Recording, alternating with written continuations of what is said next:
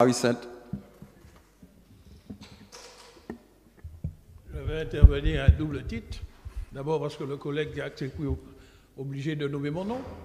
Je vais nommer son nom. Je ne sais pas quel intérêt il défend.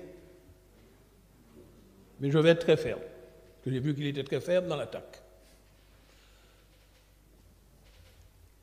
Je vais dire d'où je parle. À cette époque où on a choisi l'entreprise, je présidais la commission d'appel d'offres. Je connais les critères sur la base desquels on a choisi l'entreprise SIMP, qui était mandataire d'un groupement dont SOGEA faisait partie avec d'autres, et Chiffon d'accord, etc. Deuxièmement, j'étais conseiller exécutif et je suivais ce chantier tout au long de son déroulement. Et les collaborateurs nous informaient régulièrement de ce qui se passe sur le chantier. En plus, j'allais faire des visites. La première chose que je veux dire, l'entreprise, dans son offre, l'offre qui a servi de base pour la commission d'appel d'offres, pour la retenir, indiquait très clairement l'origine de son béton. Parce qu'il était exigé qu'on ait des caractéristiques précises, parce que je rappelle que c'est un bâtiment non seulement HQE, mais c'est un bâtiment sur appui parasismique et la qualité du béton, la qualité de la structure était essentielle. Bon, c'est un bâtiment qui est sur des amortisseurs, je veux dire, c'est-à-dire en cas de tremblement de terre, qui peut se déplacer amplement. Donc, aussi bien l'architecte que le bureau d'études avaient prescrit des règles, des normes bien précises. Donc, lorsque nous avons eu à juger l'offre, on a jugé sur ce que l'entreprise disait. L'entreprise a fourni des attestations sur la qualité de son béton. L'entreprise indiquait lui-même, l'entreprise, sans qu'on lui ait obligé quoi que ce soit, indiquait là où il allait prendre les bétons, prêt à l'emploi, et a fourni des attestations. C'est un élément qui n'était pas étranger au choix. Évidemment, ce n'est pas le seul critère. C'est la première chose. Ensuite, cette entreprise, devenue attributaire, commence les travaux. L'entreprise n'a rien demandé, c'est simplement des informations que nos services nous ont rapportées, disant que, alors que ce n'était pas prévu dans le marché initial, dans l'offre initiale, que l'entreprise prend des dispositions pour installer une centrale à béton. Immédiatement, nous avons examiné cette question-là. Qu'est-ce qui a primé pour nous? C'est le fait, là où se trouve le lycée Schellcher. Il est en pleine zone urbaine. Et vous savez, pour ceux qui ont déjà visité une centrale à béton, lorsqu'on refait le plein de ciment en poudre, il y a, dans le dégagement gazeux, il y a beaucoup de poudre de ciment.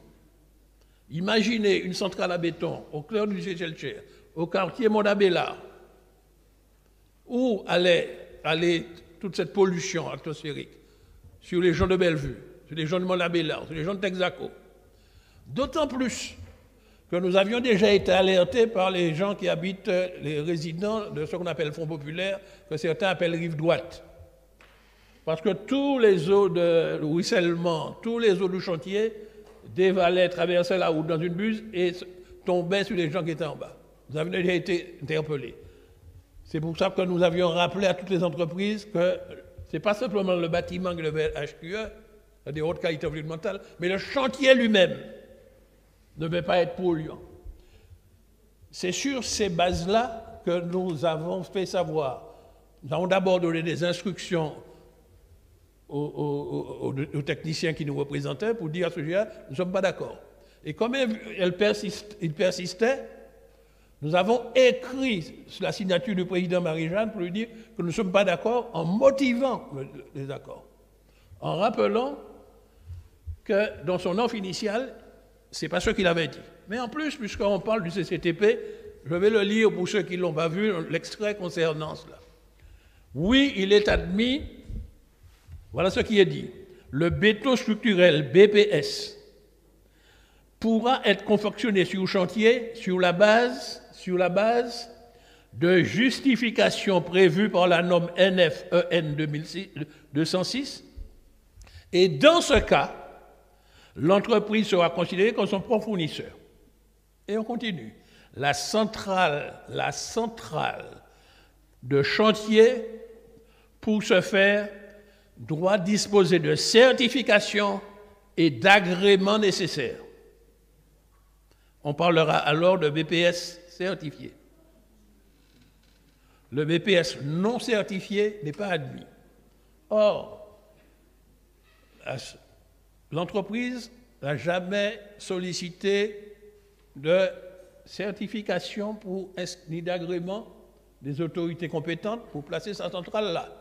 Je rappelle que c'est un matériel polluant, il est classé au titre de ICPE, installation classée au titre de l'environnement. L'entreprise n'a pas produit ces éléments-là. Nous avons décidé de privilégier la protection des habitants autour, la protection de l'environnement, pour ne pas autoriser qu'en pleine zone urbaine, on mette une centrale. Alors, je dois rappeler, parce que j'ai entendu qu'il défend les intérêts de l'entreprise, les sous. Je dois rappeler que dans son offre sur laquelle nous sommes basés, il avait, je suppose, puisqu'il nous disait qu'il allait prendre le béton dans des centrales à béton qui sont sur le territoire de la Martinique, il avait intégré dans son prix un béton fait ailleurs et transporté sur le chantier. Lorsque l'entreprise a fait des réclamations, nous sommes opposés. Évidemment, ils ont saisi le tribunal. En novembre 2021, je dis ça pour le rapporteur, novembre 2021. C'est vous qui avez donc décidé de transiger.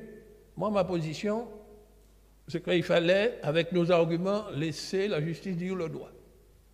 Parce que pour moi, quelle que soit la somme qu'on donne là, c'est de l'enrichissement sans cause. C'est de l'enrichissement sans cause. Moi, je préfère protéger la santé, et c'est ce que nous avons fait. Ça n'a pas empêché au lycée de se faire, protéger la santé des gens qui habitent autour, plutôt que satisfaire à une demande qui n'était pas prévue initialement dans l'entreprise, sans qu'à aucun moment l'entreprise n'ait ni les certificats ni les agréments qui sont prévus dans le CCTP. Donc pour moi, je suis radicalement opposé à ça et je vous accuse de participer à l'enrichissement sans cause de SOGEA. Ce que je viens de dire n'est pas nouveau pour le président de la commission d'appel d'offres, c'est exactement ce que j'ai dit.